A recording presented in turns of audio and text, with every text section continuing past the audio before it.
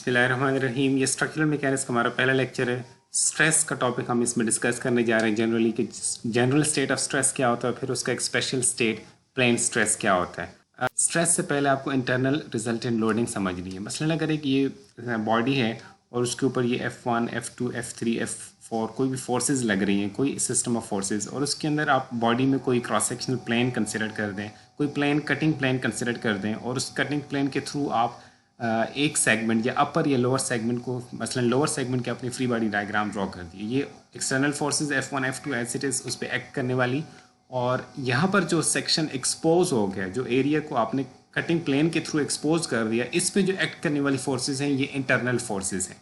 ठीक है, ये जाहिर है जब अगर ये डेवलप नहीं होंगी तो ये बॉडी इन F1, F2 का इफेक्ट को इक्विलिब्रेट नहीं कर सकेगी। तो ये ज़ाहिर डेवलप होंगी तभी ये बॉडी इक्विलिब्रियम में है।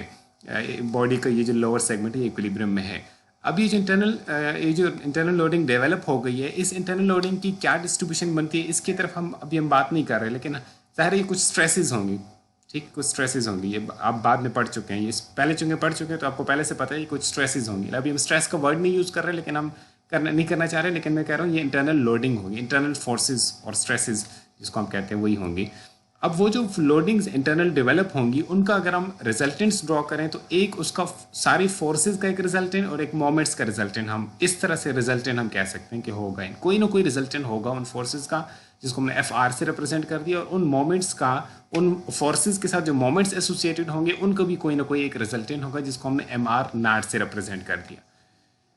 अब अगर हम फर्दर इस FR जो कि रिजल्टेंट फोर्स है और इस MR नाट जो कि एक रिजल्टेंट मोमेंट है, पहले अगर इस FR को देखें, इसको अगर हम फर्दर रिजॉल्व करें FR को, यानी यही FR जो आपको यहाँ पे नज़र आ रहा है, इसी FR को अगर मैं यहाँ पे शो कर दूँ, ये जो आपको नज़र आ रहा है, और फिर मैं इसके कंपोनेंट्स ड्रॉ कर दूँ। एक कंपोनेंट में इसका नॉर्मल टू दिस सेक्शन और एक component with parallel to the section. ये सेक्शन ये है मेरा जो मैंने काटा हुआ है, ठीक है, ये जो आपको नज़र आ रहा है ये वाला एरिया, इस सेक्शन के मैंने, इस प्लेन के मैंने एक कंपोनेंट, मेरे पास नॉर्मल कंपोनेंट आ गया ये वाला, और एक मेरा कंपोनेंट इस प्लेन के अंदर कंटेन्ड है, इसके अंदर लेटा हुआ है। ठीक है, इसका पार्ट है, इस प्लेन के अंदर है ये। ठीक, यानी अगर आप एक पेज कंसिडर कर सकें तो इस नॉर्मल वाले कंपोनेंट को हम नॉर्मल फोर्स कहेंगे, ठीक है, जो कटिंग प्लेन के नॉर्मल है, और जो इसके अंदर कंटेन्ड है ये वाला, इसको हम कहेंगे शेयर फोर्स। तो ये जो FR है इसके हमने जनरली अभी दो कंपोनेंट्स बना दिए, इसको हमने, एक को हमने कह दिया नॉर्मल फोर्स, एक को कह दिया शेयर फोर्स। ज़ाहिर है ये नॉर्मल फोर्स डेवलप होने का मतलब ये है कि यहाँ अगर इस प्लेन के अलॉन्ग, इस ये जो आपका कटिंग प्लेन आपने कंसिडर किया है, इसके अलॉन्ग ये बॉडी इस तरह से स्ट्रेच या एक दूसरे को पुल या पुश की टेंडेंसी होगी तो ये कंपोनेंट डेवलप होगा। और इसी तरह से जो हमने नॉर्मल फोर्स प्रोड्यूस यहाँ पे शो किया है फिजिकली, इसका मतलब ये है कि अगर ये एग्जिस्ट करता है तो इसके ये बॉडी इस तरफ पुश हो रही है, और यहाँ पे एक रेजिस्टिंग फोर्स जो प्रोड्यूस हो रही है जो स्लाइडिंग को प्रिवेंट करने की कोशिश कर रही है, ये वो वाला कंपोनेंट है। फिजिकल मीनिंग ये तो फोर्स की कंपोनेंट्स की बात थी। इसी तरह मुझे जो मोमेंट वेक्टर है, ये वाला मोमेंट वेक्टर, एक वो कंपोनेंट है जो इस सेक्शन के परपेंडिकुलर है जिसको हमने T कंपोनेंट कहा हुआ है, ये वाला कंपोनेंट टॉर्शनल मोमेंट जिसको हम कहते हैं, और दूसरे कंपोनेंट जो है वो इस सेक्शन के अंदर कंटेन्ड है जिसको हमने बेंडिंग मोमेंट कहना है। नेक्स्ट कोप्लेनर लोडिंग्स की, कोप्लेनर लोडिंग्स यानी अगर ये एक बॉडी है जो कि इस जो स्क्रीन के, अगर आप स्क्रीन जो है जो मोबाइल की या लैपटॉप की स्क्रीन है उसको अगर आप एक प्लेन कंसिडर कर लें तो उस प्लेन के अंदर ये बॉडी कंटेन्ड है, और इसी प्लेन में इसके ऊपर ये फोर्सेस लग रही हैं F1, F2, F3 और F4। ये सारी फोर्सेस और ये बॉडी खुद एक प्लेन के अंदर कंटेन्ड है। यानी अगर तीसरी इसकी डायमेंशन इनटू द स्क्रीन या आउट ऑफ द स्क्रीन है भी तो वो यानी यूनिफॉर्म है, उसकी थिकनेस कह सकते हैं, और ये फोर्सेस उस मिड थिकनेस लेवल के ऊपर लग रही है। अच्छा, अब अगर हम सेक्शन कंसिडर कर रहे हैं यहाँ पे, तो अब जो लेट्स से हम लेफ्ट से सेगमेंट ऑफ दी बॉडी, इसकी हम फ्री बॉडी डायग्राम ड्रॉ कर दें, तो अगेन हमने उसी तरह से external force F1, F2 show कर दी, और यहाँ पर जो भी फोर्सेस एक्सपोज होंगे आएंगी वो फोर्सेस इंटरनल फोर्सेस होंगी, और चूंकि अब ये F1 और F2 खुद इस एक ही प्लेन में कंटेन्ड है, तो लिहाजा इसके अंदर जो इसके नतीजे में जो इंटरनल फोर्सेस प्रोड्यूस होंगी वो भी डेफिनेटली इसी प्लेन के अंदर कंटेन्ड होगी। अगेन हमने उन फोर्सेस को दो कंपोनेंट्स में रिजॉल्व कर दिया। एक फोर्स जो लीनियर फोर्स को हमने दो कंपोनेंट्स में रिजॉल्व कर दिया. One is tangential, I am sorry, normal to this section, जब हमने नॉर्मल टू द सरफेस, अभी हमें वो सरफेस की सिर्फ एक लाइन नज़र आ रही है. दूसरी जो उसकी डायमेंशन है वो इन टू द स्क्रीन या आउट ऑफ द स्क्रीन है. लेकिन ये हमें पता चल रहा है कि ये जो कंपोनेंट है ये वाला, दिस इज़ नॉर्मल, जिसको हमने नॉर्मल फोर्स कहा हुआ है. और दूसरा जो कंपोनेंट है this is shear component, shear force. और बेंडिंग मोमेंट का जो है सिर्फ हमारे पास एक ही कंपोनेंट रह जाएगा, बेंडिंग मोमेंट कंपोनेंट, जिसको हम कह सकते हैं. ये जो आप बीम में करते रहते हैं इस तरह का, मतलब कि अगर मैं बीम एक ड्रॉ कर दूं, लेट मी ड्रॉ बीम, जैसे ये एक बीम है और आप उसके ऊपर कोई लोडिंग शो कर लेते हैं, फिर आप यहाँ पे सेक्शन काटते हैं, तो ये जो आप कर रहे होते हैं बेसिकली ये आप इस कोप्लेनर बॉडी ले रहे हो, बीम को एज अ कोप्लेनर बॉडी ले रहे होते हैं. यहाँ पे आप फोर्स शो कर लेते हैं, फिर ये वाली फोर्सेस शो करते हैं. यहाँ पे फिर आपके पास पोटेंशियली आल्दो डेवलप नहीं हो रहा है, एन यहाँ पे जीरो डेवलप हो रहा होता है. ये शेयर फोर्स, ये जो आपके लिख रहे होते हैं, ये इक्वल टू जो भी कोई जीरो मैंने लिख दिया, जो भी वैल्यू बनती है ये आप जो शो कर रहे होते हैं. और इसी तरह से जो आप बेंडिंग मोमेंट यहाँ पे शो कर रहे होते हैं, ठीक है. ये बेसिकली क्या चीज़ है, बेसिकली ये जनरली कॉन्सेप्ट इसका ये है. तो बीम के केस में आप आदि हैं इसी से, आपको पता है कि हम इस तरह से शो करते हैं. तो बहरहाल ये एक चीज़ थी जो मैं चाह रहा था कि मैं रिपीट कर दूँ. Next is stress. स्ट्रेस को अब मैं डिफाइन करने बीच में लेके आ रहा हूँ. अब ये वही बॉडी मैंने शो कर दी आपको जो मैंने आपको पहले दिखाई थी, ये वाली बॉडी. और उस बॉडी का लोअर सेगमेंट मैंने आपको दिखा दिया. इस लोअर सेगमेंट को अगर आप देखें, मैंने फ्री बॉडी डायग्राम दोबारा से ड्रॉ कर दिए. उस लोअर सेगमेंट की ऊपर वाला सेक्शन मैंने अलहदा कर दिया, और उसकी वजह से यहाँ पे जो इंटरनल फोर्सेस थी, एक FR और एक MR0, उनको मैंने शो कर दिया. अब अगर मैं इस कटिंग प्लेन, ये जो एरिया मैंने काटा हुआ है जिसके ऊपर ये रिजल्टेंट FR और MR0 एक्ट कर रही हैं, अगर इस कटिंग प्लेन का मैं एक इसके ऊपर मैं स्ट्रेस की डिस्ट्रीब्यूशन देखूं, यानी फोर्सेस की डिस्ट्रीब्यूशन देखूं, तो वो डिफरेंट फोर्सेस यहाँ पे एक्ट कर रही होंगी, डिफरेंट डायरेक्शंस में एक्ट कर रही होंगी. अगर मैं इस पूरे प्लेन का, ये जो पूरा कटिंग प्लेन आपको नज़र आ रहा है, इसका एक स्मॉल पार्ट कंसिडर कर दूं, जिसको मैंने डेल्टा A का नाम दिया हुआ है, और उसके ऊपर जो लगने वाली फोर्स है उसको मैं कंसिडर कर दूं जो कि डेल्टा F है, और कोई भी ओरिएंटेशन, कोई भी डायरेक्शन उसकी हो सकती है, उसको मैंने दोबारा से यहाँ पे अलग से ड्रॉ कर दिया. वही डेल्टा F आपको यहाँ पे नजर आ रहा है, दोबारा से ड्रॉ हुआ, और उसके फिर कंपोनेंट्स ड्रॉ हुए. अब मैं इसमें बीच में कुछ रेफरेंस सिस्टम को लेके आ रहा हूँ ताकि मैं कंपोनेंट्स को कोऑर्डिनेट सिस्टम के लिहाज से नाम दे सकूँ. मैंने इस एक्सिस को X कह दिया, इसको Y, और इसको मैंने Z कह दिया है. तो अब मैं इनके रेफरेंस से बाकी नाम दूंगा, जो इनकी डायरेक्शन में होगा उनको उसकी डायरेक्शन वाला, यानी जैसे मैंने डेल्टा F का वो कंपोनेंट जो Z के अलॉन्ग है उसको डेल्टा FZ कह दिया, और डेल्टा F का वो कंपोनेंट जो X के अलॉन्ग है उसको मैंने डेल्टा FX कह दिया, और इसी तरह से डेल्टा FY.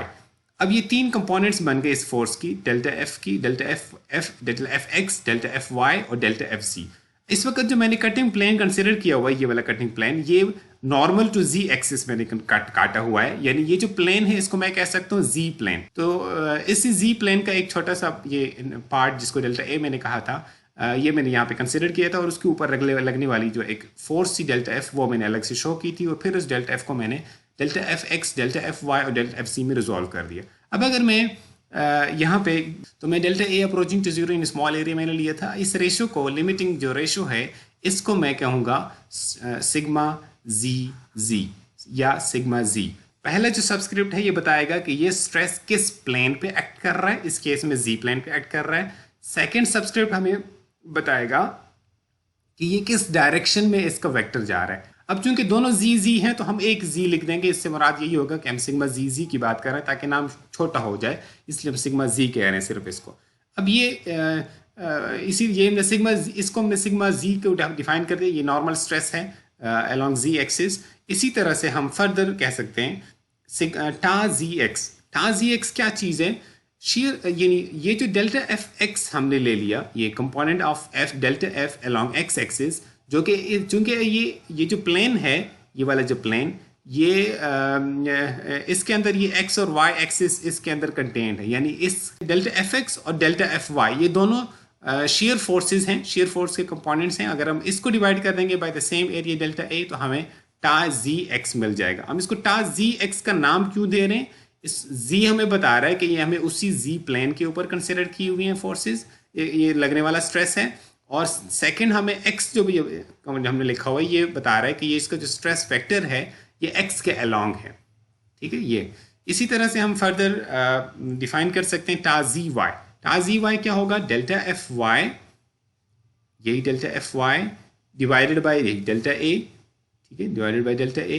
तो हम इसको कहेंगे again delta A approaching to zero. इसको हम टा जी वाई क्यों कह रहे हैं, again this is on the same Z plane, और this time second substitute Y क्यों है, because it is its stress vector is along Y axis, ठीक है जी, इसलिए हम इसको टा जी वाई कह रहे हैं। तो ये हमने नॉर्मल स्ट्रेस और शेयर स्ट्रेस कंपोनेंट्स की डेफिनेशन की बात कर दी। इस वक्त हमने जो प्लेन कंसिडर किया था वो जी प्लेन था। यही डिस्कशन हम किसी और प्लेन के लिए, यानी फॉर एग्जांपल जैसे हमने यहाँ पे एक और प्लेन काट दिया, इसी बॉडी में एक और प्लेन काट दिया, और ये जो प्लेन हमने काटा है नॉर्मल टू वाई एक्सिस काटा हुआ है, यानी ये आपको वाई एक्सिस नज़र आ रहा है, ये आपको वाई एक्सिस नज़र आ रहा है। तो ये जो प्लेन हमने काटा है नॉर्मल टू वाई एक्सिस काटा हुआ है। जिस तरह ये वाला प्लेन जो पहला वाला था वो नॉर्मल टू जी था, इसी तरह ये नॉर्मल टू वाई है, और इस normal to Y axis plane के ऊपर अगेन कुछ स्ट्रेसेस की डिस्ट्रीब्यूशन होगी जो कि आपको यहाँ पर रैंडम एरोस की फॉर्म में नज़र आ रही है। लेकिन हमने इस वाई प्लेन में से एक छोटा सा पार्ट, जैसे ये आपको नज़र आ रहा है, उसको अगेन शो कर दिया, जो कि आपको यहाँ पे भी नज़र आ रहा है, उसी दूसरे के साथ एडजेसेंट हमने कंसिडर कर दिया, जो हमने पहले जी पार्ट का एक छोटा सा डेल्टा ए लिया था। इसी तरह से अब हमने वाई प्लेन में से, इस प्लेन में से एक छोटा सा कंपोनेंट यहाँ पे शो कर दिए, जो कि आपको यहाँ पे नज़र आ रहा है। इसके अंदर अगर आप देखें, again we can have three types of stresses acting on this. जैसे हमने पहले बात कर ली है इस वाले के लिए, यानी जी प्लेन के लिए, इसी तरह वाई प्लेन के लिए एक हमारे पास कंपोनेंट होगा which will be normal to this, ठीक है, एक कंपोनेंट होगा जो कि उसके नॉर्मल होगा, उसको हम सिग्मा वाई वाई कहेंगे। दूसरे जो कंपोनेंट्स होंगे वो एक कंपोनेंट होगा टा वाई एक्स, ये वाला कंपोनेंट। क्यों, वाई तो पहला सब्सक्रिप्ट आना ही इन सब केस में, क्यों, क्योंकि ये हम वाई प्लेन के ऊपर ले रहे हैं सारी स्ट्रेसेस, ये वाली कंपोनेंट्स।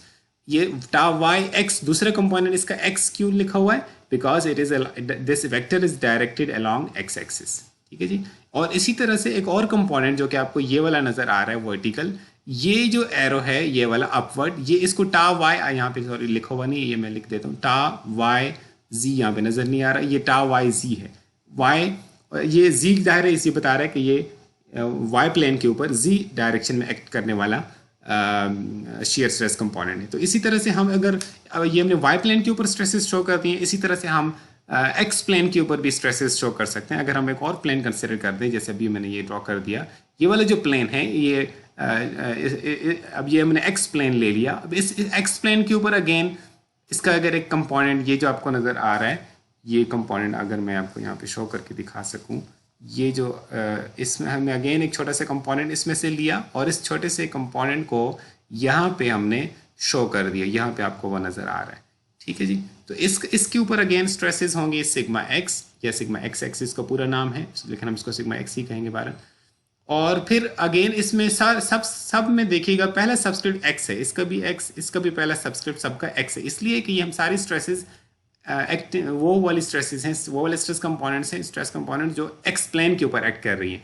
ये इसका वेक्टर भी एक्स के अलॉन्ग है, तो इसको सिग्मा एक्स एक्स या सिंपली सिग्मा एक्स कह दिया। और ये दोनों, ये जो दो कंपोनेंट्स हैं, ये शेयर कंपोनेंट, ये बाय द वे शेयर क्यों है, क्योंकि ये इस प्लेन के नॉर्मल नहीं है, ये इस प्लेन के अंदर कंटेंट है, इस तरफ कंटेंट है और इस तरफ डायरेक्टेड है, ठीक है, इसलिए ये वाले दोनों कंपोनेंट शेयर कंपोनेंट्स हैं। और पहला सब्सक्रिप्ट इनका एक्स, दूसरा सब्सक्रिप्ट डिपेंड करेगा कि ये किस डायरेक्शन में डायरेक्टेड है। ये वाला वाई के अलॉन्ग डायरेक्टेड है, ये वाला, इसलिए इसको टा वाई एक्स के, टा एक्स वाई कह दिया सॉरी, और ये टा एक्स जी कहलाया इसलिए कि ये जी के अलॉन्ग डायरेक्टेड है। तो इसलिए इस तरह से हमने ये देख लिया कि कोई भी प्लेन आप कंसिडर कर दें तो उस प्लेन के ऊपर स्ट्रेस के दो कंपोनेंट्स होंगे, एक नॉर्मल कंपोनेंट होगा और दो उसके प्लेन के अंदर कंटेंट म्यूचुअली परपेंडिकुलर दो और कंपोनेंट्स होंगे, यानी एक नॉर्मल स्ट्रेस कंपोनेंट और दो शेयर स्ट्रेस कंपोनेंट्स। ये हर प्लेन के ऊपर act potentially they can exist, ठीक है। सो जनरल स्टेटस स्ट्रेस, या इसको हम 3 डायमेंशनल स्टेटस स्ट्रेस भी हम बोलते हैं, इसी स्टेटस स्ट्रेस को, उसका ये जो क्यूब हमारा बन जाता है इस तरह से 3 कटिंग प्लेन्स डिफरेंटली लेने से फाइनली जो एक क्यूब बन जाता है, उस क्यूब को हमने यहाँ पे मैग्नीफाई करके शो कर दिया, और हमने ये रेफरेंस एक्सिस एक्स वाई और ऊपर हमने जी शो कर दिया। अब हम अगर देखें तो इसमें जनरल स्टेटस स्ट्रेस हम इस तरह से रिप्रेजेंट करेंगे, ये हमारा अब उसी तरह से क्यूबिकल एलिमेंट है जिसकी एक्स वाई और जी तीन फेसेस हैं। ये मैं एक्स फेस को यहाँ पे हाईलाइट कर रहा हूँ, ये एक्स फेस है। इसके ऊपर एक्ट करने वाली एक से स्ट्रेस सिग्मा एक्स, फिर ये टा एक्स वाई और फिर ये टा एक्स जी। ये तो आप समझ सकते हैं आपके इसका टा एक्स वाई क्यों कह रहे हैं, क्योंकि ये इसका जो वेक्टर है it is along Y axis. ठीक है acting on X plane but directed along Y axis. इसी तरह this is also acting on X plane but directed along this is z axis, directed along z axis, that's why you call it tau X Z. तो इसी तरह से फिर अगर आप बाकी प्लेन्स को कंसिडर कर दें, ये आपका जैसे y प्लेन है, इस y प्लेन के ऊपर you will see sigma y, then tau Y X के लॉन्ग डायरेक्टेड है इसलिए, और इसी तरह से tau Y Z. Similarly on z plane you can see that this is sigma z, one normal stress component and then two shear stress components, ta zx and ta zy। तो अगर आप देखें तो हर फेस के ऊपर there is one normal stress component and two shear stress components।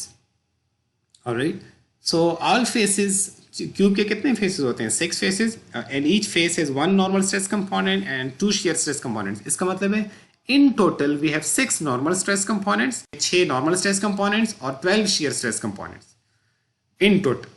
But इतना मुश्किल नहीं है, यानी मुश्किल से मुराद ये कि इतनी ज़्यादा हमें फाइंड नहीं करनी पड़ती। हमें कुछ चीज़ें बाय रिक्वायरमेंट ऑफ इक्विलिब्रियम, जैसे अगर हम summation F equal to 0 consider कर दें, तो फॉर एग्जांपल अगर मैं इसको अभी यहाँ पे आपके सामने करूँ, अगर ये जो स्ट्रेस इंटेंसिटी है ये सिग्मा एक्स हो, ये वाली, तो आपके ख्याल में ये जो डिम में आपको एरो नज़र आ रहा है, ये इंटेंसिटी कितनी होगी? ये भी सिग्मा एक्स ही होगी। क्यों सिग्मा एक्स होगी? इसलिए कि अगर मैं इस एरिया को, इस प्लेन को मल्टीप्लाई कर दूं, सिग्मा एक्स को मैं मल्टीप्लाई कर दूं with this area, let's say मैं इसको डेल्टा ए कह देता हूं, तो दूसरी तरफ क्या चीज़ है ये जो मैंने डिम एरो दिखाया हुआ है, ये डिम एरो, इस डिम एरो को मैं अगेन मैं इसको एक क्वेश्चन मार्क लिख दिया, इनटू अगेन सेम एरिया से मल्टीप्लाई करूंगा ना।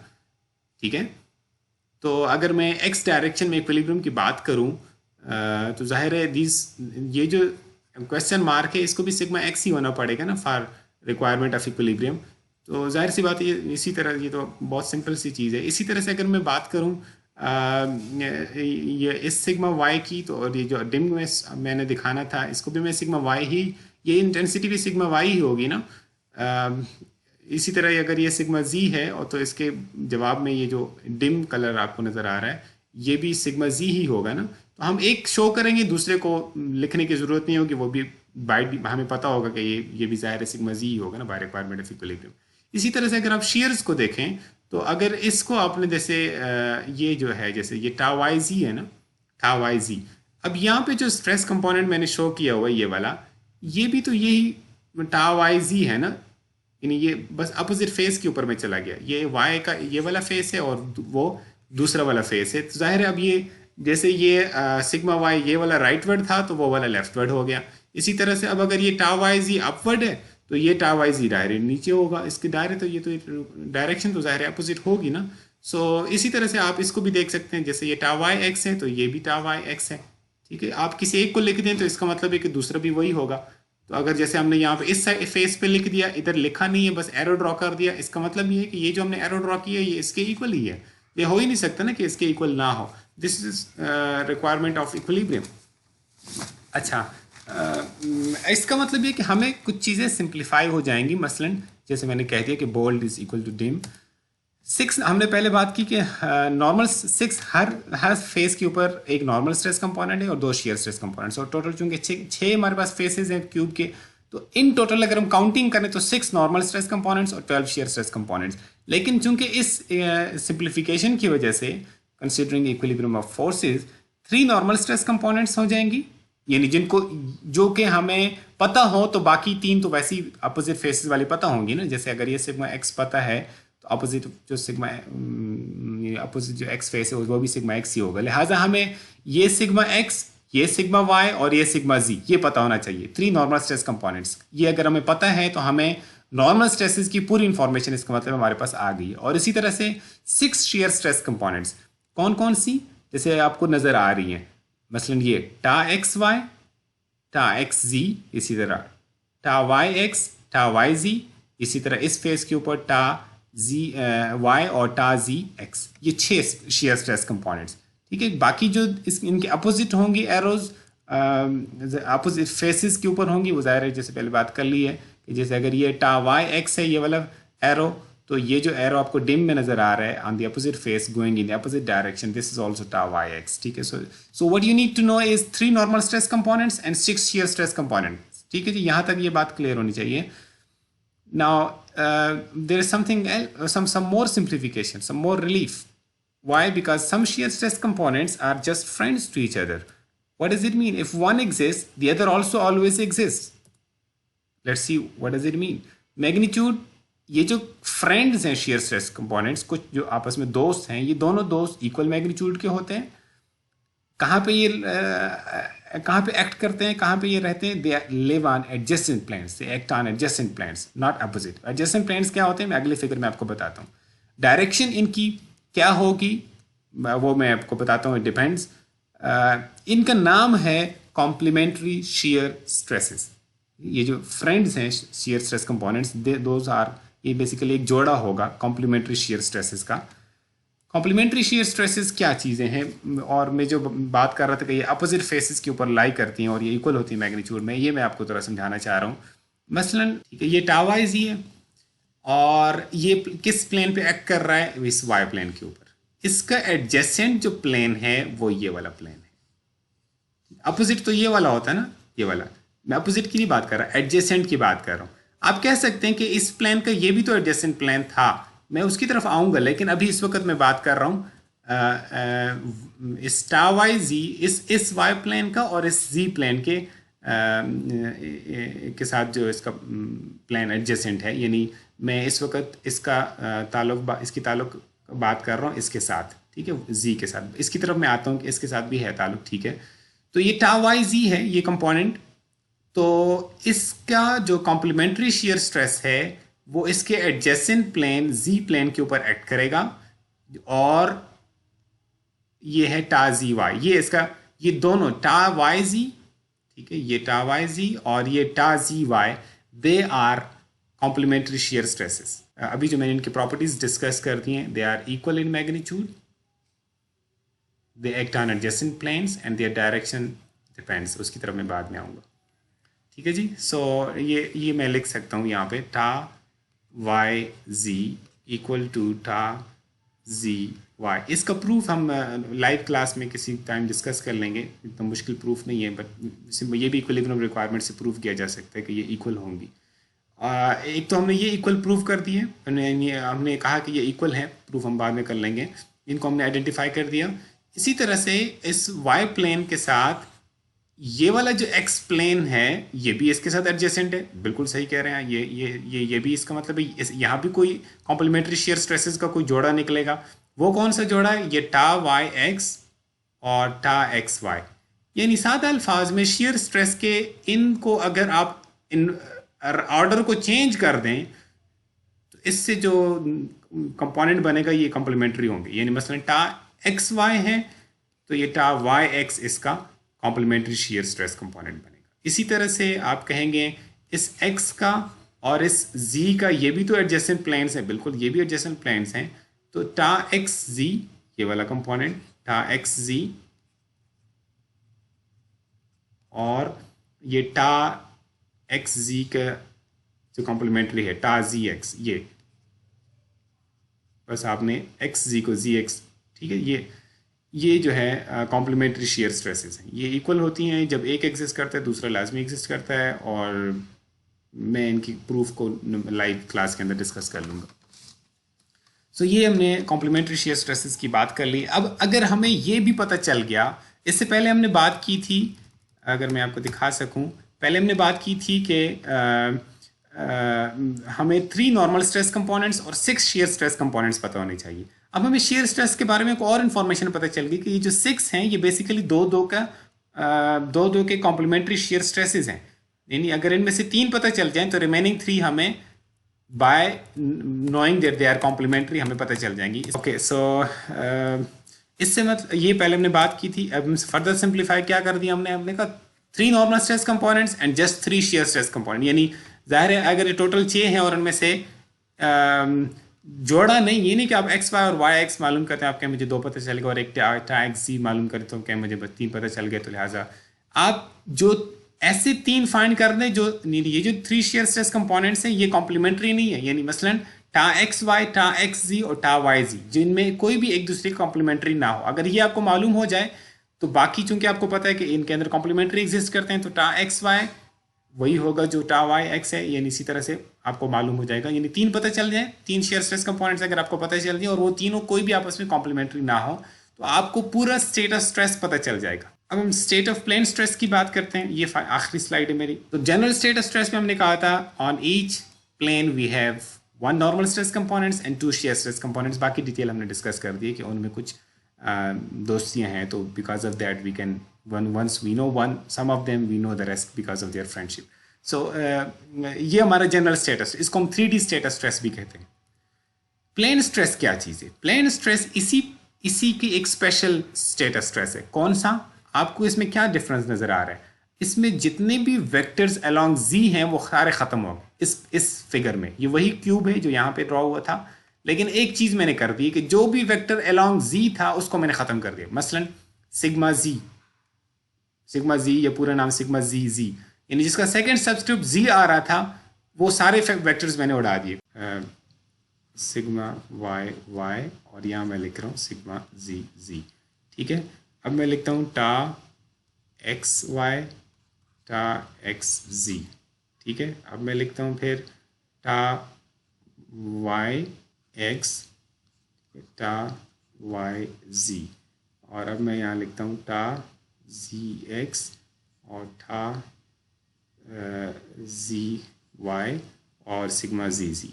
ठीक है जी, ये सारे जो है मैंने अलग अलग शो कर दिए ताकि आप इनको देख सकें। मसलन ये जो इसमें ये जो स्ट्रेसेस हैं, ये जो कंपोनेंट्स हैं, they are all directed along Z axis. ठीक है, ये जो कॉलम आपके इसको मैट्रिक्स हम कह सकते हैं, ये स्ट्रेस वेक्टर स्ट्रेस टेंसर का वर्ड में हम यूज़ करते होते हैं, मैं आपको अभी उसकी तरफ लेके जाऊंगा।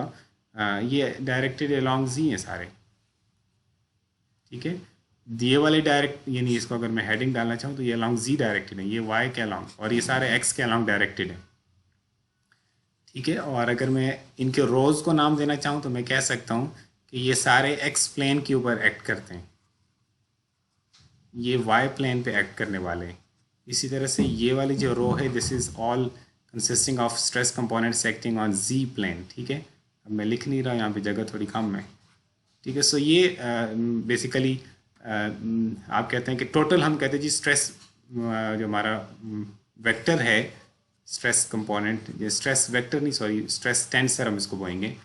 ठीक है, अब मैं इसको स्ट्रेस टेंसर वैसे लिख देता हूँ क्योंकि सिग्मा लिखूंगा तो आपके माइंड में नॉर्मल स्ट्रेस आएगा। ये स्ट्रेस टेंसर के टोटल 9 कंपोनेंट्स है, जिसमें से ये 3 जो हैं डायगोनल के ऊपर लाई करने वाले, ये 3 ये नॉर्मल स्ट्रेस कंपोनेंट्स हैं, और बाकी आपको ये एक्स वाई और वाई एक्स ये इक्वल हैं, एक्स जी और जी एक्स ये इक्वल है। टा वाई जी और टा जी वाई, ये 6 हैं, इनमें से जोड़े हैं टा एक्स वाई, टा वाई एक्स, टा एक्स जी, टा वाई जी, इसी तरह टा वाई जी, टा जी वाई। तो हमने इसमें बात कर ली कि normal general state of stress से अगर हम प्लेन स्ट्रेस में जाना चाहें तो हम किसी एक एक्सिस, मसलन जी एक्सिस के अलोंग जितने भी स्ट्रेस कंपोनेंट्स हैं उनको ख़त्म कर देंगे। यानी इसका मतलब क्या हुआ कि मैं कह रहा हूँ ये ख़त्म हो गए, ये ख़त्म हो गए, यानी ये ख़त्म होने से मुराद है मैंने ज़ीरो कर दिए, ख़त्म होने से ये मुराद है कि ये ज़ीरो हो गए। ठीक है जी, ये मैं अभी आपके सामने करता हूँ। ठीक है जी, मैं कहता हूँ जी ये ज़ीरो हो गया, ये भी ज़ीरो हो गया, यानी ये एक्ट, ये मेरी लोडिंग इस तरह लग रही है कि ये ज़ीरो है। लोडिंग ये तो है ना कि प्लेस होल्डर है ना, कहीं पोटेंशियली ये एग्जिस्ट कर सकती है, पोटेंशियली अगर अब वाकई हो एग्जिस्ट करेंगी, नॉन ज़ीरो वैल्यूज होंगी या नहीं होंगी, ये तो लोडिंग पे डिपेंड करेगा ना कि लोडिंग किस तरह से लग रही है। लेकिन मतलब इनकी जगह है, पोटेंशियली ये दे कुड बी देयर। ठीक है, लेकिन किसी केस में अगर नहीं होंगी जी के अलांग एक्ट करने वाली, कोई भी स्ट्रेस कंपोनेंट अगर नहीं होगा, मतलब किसी एक के अलांग नहीं होगा, अगर किसी एक डायरेक्शन में, जैसे हमने कहा कि इस केस में हमने जी को चूज कर दिया कि वो जो डायरेक्शन है जिसके अलावा कोई स्ट्रेस कंपोनेंट एक्ट नहीं कर रहा, तो उसको हमने यहाँ पे नाम दिया जी।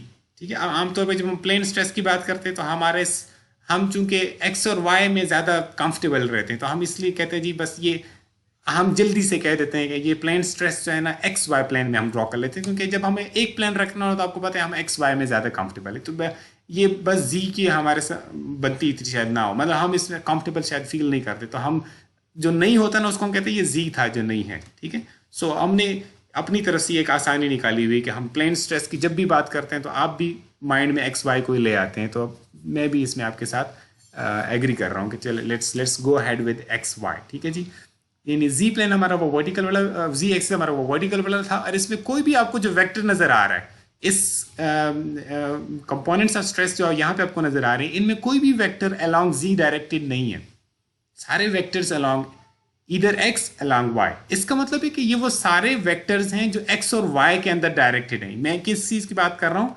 मैं इस प्लेन स्ट्रेस के ये इस क्यूब के ऊपर एक्ट करने वाले जितने भी स्ट्रेस कंपोनेंट्स हैं उनकी बात कर रहा हूँ कि उनके सारे जो वेक्टर्स हैं इधर they are along X or along Y.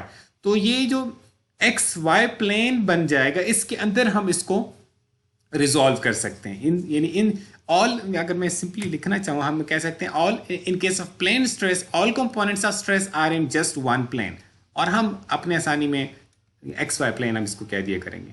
ठीक है, अब ये एक 3D फिगर बनी हुई है आपके सामने प्लेन स्ट्रेस की। अब चूंकि प्लेन स्ट्रेस की बात हो गई तो अब हर दफ़ा 3D फिगर की जरूरत नहीं है ना, मतलब आपको पता है कि ये प्लेन स्ट्रेस है तो अब इसको डबल बनाने की तो जरूरत नहीं है। अगर मैं इस बॉडी को, ये जो क्यूब है इसको जो आपको नजर आ रहा है, इस क्यूब को अगर मैं टॉप से देखूं, इधर से इसको देखते जाऊं, ठीक है, ऊपर खड़ा हो गया हूं जी वाले डायरेक्शन पे, और मेरा मुंह जो है वो है, यानी मैं यहाँ पे खड़ा हो गया हूँ, ठीक है, और एक हाथ मेरा इस तरफ है, यानी ये मैंने राइट हैंड है इस तरफ, ये मेरा राइट हैंड है और ये मेरा लेफ्ट हैंड है। ठीक है जी, इस तरह से मैं खड़ा हो गया हूँ। अब मैं इसको देख रहा हूँ ऊपर से। अब मेरे राइट पे क्या होगा, सिग्मा एक्स, वाई लेफ्ट पे इसका अपोजिट, और इस तरफ फॉरवर्ड डायरेक्शन में क्या होगा, सिग्मा वाई। यानी मैं आपको 3D व्यू से 2D व्यू में जाने के लिए जो जहां मैं खड़ा हूं और जिस तरफ मैं देख रहा हूं वो मैं आपको बता रहा हूं कि मैं अब कैसे इसको ड्रॉ करने जा रहा हूं। जाहिर है मुझे जो नज़र आएगा वो एक इस तरह का बॉक्स नज़र आएगा। ठीक है, इस तरह का। ठीक है, अगर मैं इसको मिड लेवल के ऊपर ड्रॉ कर दूं, यानी ये जो मुझे एक प्लेन नज़र आएगा ना, ये वाला, मैं इस प्लेन को देख रहा हूँ। ठीक है, मुझे ये प्लेन, मुझे जो बेसिकली ऊपर से टॉप व्यू नज़र आ रहा होगा, और मुझे ये स्ट्रेसेस कौन सी नज़र आ रही होंगी इस पे। अब मैं ज़रा इसको ड्रॉ करने जा रहा हूँ। ये मैं आपको लाइन बाय लाइन दिखाता जा रहा हूँ कि मैं कौन सी लाइन कहाँ से देख रहा हूँ। ठीक है जी, पहले मैं कहता हूँ जी मेरे राइट पे ये वाली लाइन है, तो मैंने ये लाइन यहाँ ड्रॉ कर दी है। मैं आपकी आसानी के लिए फ़िलहाल इसको इसी तरह ही ड्रॉ कर देता हूँ। अच्छा, फिर मुझे नज़र आएगी लाइन ये वाली ऊपर से, तो मैं इस वाली लाइन को ड्रॉ कर देता हूँ। फिर मुझे लाइन नज़र आएगी ये वाली, तो मैं इस लाइन को ड्रॉ कर देता हूँ। ये 90 के एंगल्स हैं, ठीक है, सारे 90 के ही होंगे ना। और फिर मैं ये वाली लाइन, आई एम सॉरी, ये वाली लाइन। अब ये यहाँ पे एक्ट करने वाली स्ट्रेसेस कौन सी हैं जिसको मैंने शो करना है, ये सिग्मा एक्स, और इधर मैं लिखूंगा नहीं, मुझे पता है कि ये सिग्मा एक्स। अच्छा, यहाँ पे एक्ट कर रहा था टा एक्स वाई एक, ठीक है, टा एक्स वाई। मैं इसको ऐसे भी, ये वाला एरो भी ठीक है, ये वाला एरो भी ठीक है, और मैं इसको एक सिंगल ऐसे भी ड्रॉ कर दूँ तब भी ये बात पूरी हो जाएगी। ठीक, इस तरह से हम ड्रॉ कर सकते हैं। और ये टा एक्स वाई, अगर ये टा एक्स वाई है तो ये जो प्लेन है इसके ऊपर यहाँ पे जो आपको नज़र आ रहा है, ये जो डिम में नज़र आ रही है लाइन, ये भी टा एक्स वाई होगा। लेकिन अब मैं इसको लिखूंगा नहीं क्योंकि मैं खिचड़ी नहीं पकाना चाहता। मुझे पता है कि अगर ये सिग्मा एक्स है तो ये भी सिग्मा एक्स है। ठीक है, इसी तरह से अगर मतलब जाहिर सी बात है कि ये टा एक्स वाई है तो वो भी टा एक्स वाई। अच्छा, ये दो फेसेस मैंने कंप्लीट कर दिए। नेक्स्ट मैं इस फेस की तरफ आता हूँ, मुझे ये नज़र आएगा, मैं इसको ड्रॉ कर दूंगा सिग्मा वाई, और एक मुझे ये वाला एरो नज़र आएगा ना टा एक्स वाई वाला, तो मैं इस टा एक्स वाई को अच्छा, अब आप देख रहे हैं कि हमने दोनों को टा एक्स वाई, इसको भी टा एक्स वाई का है, इसको भी टा एक्स वाई का है। अब आप कहेंगे कि ये वाला तो सही वाला टा एक्स वाई है, ये वाला, क्योंकि टा एक्स वाई का बाय बुनियादी तौर पर मतलब क्या है, acting on X plane and directed along Y, तो ये तो है, ये तो जेन्युइन टा एक्स वाई। ये असल में टा वाई एक्स था, लेकिन चूंकि हमें पता है कि ये कॉम्प्लीमेंट्री शेयर स्ट्रेस है, शेयर स्ट्रेस कंपोनेंट है इस वाले का, तो लिहाजा इस ये टा वाई एक्स है, लेकिन चूंकि ये बराबर होता है एक्स वाई के, तो हमने इसको भी नाम भी यही दे दिया। अब हम आगे से यही किया करेंगे, ठीक है, ज़्यादा नाम यूज़ नहीं किया करेंगे। ये टा एक्स वाई है ना, टा वाई एक्स है, इसको भी हम टा, हमें पता है कि ये इक्वल है, ठीक है। इसी तरह वो टा एक्स जी, तो इसको भी हम टा एक्स जी लिखे। आमतौर पे चूंकि जब एक्स वाई ये और वाई एक्स इक्वल हो ना, तो फिर हम जो अल्फ़ाबेटिकल ऑर्डर में पहले आते हैं ना, एक्स वाई, ये तेरा मुंह पे कहना आसान है वाई एक्स के मुकाबले में, तो फिर हम दोनों का नाम एक्स वाई कर देते हैं। इसी तरह वाई और जी वाई, ये आपको पता है टा दोनों इक्वल है ना, लेकिन अब इसमें अल्फ़ाबेटिकल ऑर्डर इसको के अंदर ये पहले बनता है, इसका हक बनता है शायद, या कहना आसान है वाई जी, तो हम ये बजाय इसके कि दोनों को टा जी वाई कहें, हम दोनों को, एक को भी टा वाई जी, दूसरे को भी टा वाई जी कह देते हैं। यानी ये हमारा एक समझ लें कि उसूल एक्स जी के अंदर और जी एक्स के अंदर भी हम इसको कहते हैं, तो तुझे भी अब हम एक्स जी कहा करेंगे, ठीक है जी, जो अल्फ़ाबेटिकल ऑर्डर में फिट बैठते हैं। अच्छा, इसी तरह अब ये टा एक्स वाई, इसको भी हमने कहा हुआ था, ये भी मैं इसी तरह, अब ये चूंकि ये आई एम सॉरी, ये मैं एरो ड्रॉ कर रहा हूँ, और अब मैं दोबारा से लिखूंगा नहीं कि ये भी टा एक्स वाई, भाई ये पता है हमें कि ये कॉम्प्लीमेंट्री है, तो इसका टा एक्स वाई कहेंगे। और इसी तरह से यहाँ पे जो आपको ये डिम एरो नज़र आ रही है, नज़र आ रहा है, ये आपको जाहिर है कि ये तो इस वाले के अपोजिट जाएगा ना, इस वाले एरो के ऐसे, ठीक है। अब ये मैं आपको दिखाता हूँ कि मैंने किस किस को क्या, ये मेरा एक्स एक्सिस था और ये मेरा वाई एक्सिस था। अच्छा, ये अब आपको लग रहा है कि शायद कुछ टेढ़ा सा एक बन गया एक्स, तो आपको तो जो याद है वो तो ये कि जी एक्स हम इधर लेते होते हैं, वाई इधर लेते हैं, तो भाई आप ले लें, आप जिसको जिस तरह लेना चाहें ले लें। ये तो मैंने आपको इसी फिगर से बना के देना था, ठीक है, मतलब कि नेक्स्ट टाइम से हम इसको ऐसे भी ड्रॉ कर लिया करेंगे, ठीक है जी। ये एक्स इस तरफ, ये वाई इस तरफ, ये सिग्मा एक्स और ये इसका अपोजिट, ठीक है जी। ये सिग्मा मैं यहाँ पे ड्रॉ कर लेता हूँ, ये सिग्मा वाई और ये इसका अपोजिट वाला सिग्मा वाई। ये मैंने नॉर्मल स्ट्रेसेस प्लेन स्ट्रेस में शो कर दिए हैं एक्स वाई प्लेन के अंदर, ठीक है, ये मेरा वाई प्लेन है।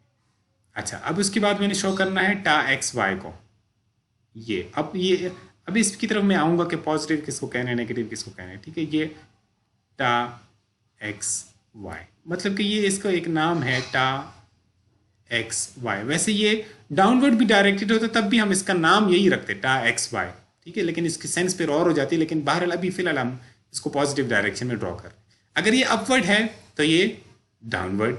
अब आप कहेंगे ये तो चलो बड़ी सिंपल है कि ये अपवर्ड है तो ये दूसरा डाउनवर्ड हो जाएगा, लेकिन अब मैं यहाँ जो एरोज शो करने जा रहा हूँ उनको मैं कैसे आइडेंटिफाई करूँगा? हाँ, उनको आप ऐसे आइडेंटिफाई करेंगे, ये जो पेयर बन गया, ये जो कपल बन गया अपोजिट फेसेस पे एक्ट करने वाला, यानी एक ये वाला और एक ये वाला शेयर स्ट्रेस कंपोनेंट, ये तो आपको लग नहीं रहा कि ये इस डायरेक्शन में एक नेट मोमेंट प्रोड्यूस कर रहे हैं, कपल हैं। तो जो रिमेनिंग आपका अपोजिट फेसेस के ऊपर आना है कपल, वो इस तरह से एक्ट करेगा कि वो इस डायरेक्शन में मोमेंट प्रोड्यूस करे ताकि ये इक्विलिब्रियम में रहे। तो वो मैं यहाँ वाला एरो इस तरफ और ये वाला एरो इस तरफ, ठीक हो गया? जब आपको समझ आ गई ना, तो अगर आपको वैसे समझ कम आती हो इन चीज़ों की तो आप उस तरह का भी काम कर सकते हैं जिस तरह कुछ लोगों को मैं समझाता हूँ जिनको समझ नहीं आती चीज़ों की। आपने ये दो, इनकी तो आपको समझ आ गई ना कि ये अगर अपवर्ड है तो ये डाउनवर्ड, ये वाला शेयर स्ट्रेस। उसके बाद आपने आंखें बंद करके, अगर आपको समझ नहीं आ रही उनको समझा रहा हूँ, आंखें बंद करके यहाँ वो एरो इस तरह जोड़ना है, सॉरी, एरो आपने इस तरह जोड़ना है कि दूसरे एरो के साथ इसका सर आ जाए। इधर आपने एरो इधर जोड़ना है, दूसरे के साथ सर आ जाता है, सरों को सरों के साथ मिला देना है बस।